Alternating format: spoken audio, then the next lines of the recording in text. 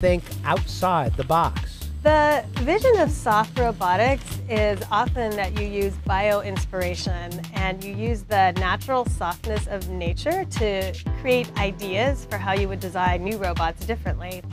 We're interested in human-centered design. We want to create robots that are there to help people. With support from the National Science Foundation, mechanical engineer Allison Okamura at Stanford University and a team are building soft robots inspired by vines. The big idea of this project is to develop a robot that effectively grows out the tip. And we call these vine robots because they grow in a manner similar to how a plant would grow. The robots are inflatable. They're made of plastic, like the kind used to make sandwich bags, or fabric, like the kind used to make tents. The vine form factor is ideal for threading through narrow spaces.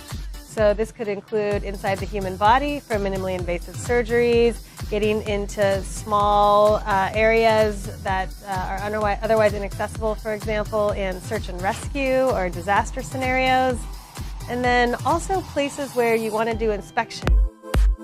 The robots are designed to carry instruments like cameras on the tip. We can make it completely autonomous. It can drive itself based on the images that it sees in its camera, and it can move towards a light or through cluttered environments. We could also have a human operate it. That's where things can get tricky, especially when the robot vine gets really long. As the length of the robot increases, its kind of steerability becomes more challenging because any methods that actually force the robot to steer, all of that has to get translated from the base of the robot all the way to the tip. So now we're turning the robot inside out. They're also experimenting with robots that don't steer at all.